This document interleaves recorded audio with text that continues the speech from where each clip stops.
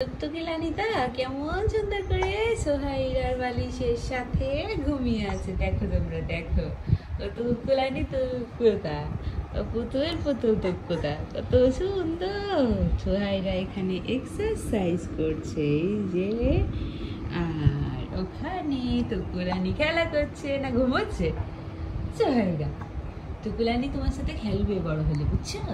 সোহাইরা মনি, সোহাইরা মনি, টুকুলানিটা কি সুন্দর করে ঘুমাচ্ছে।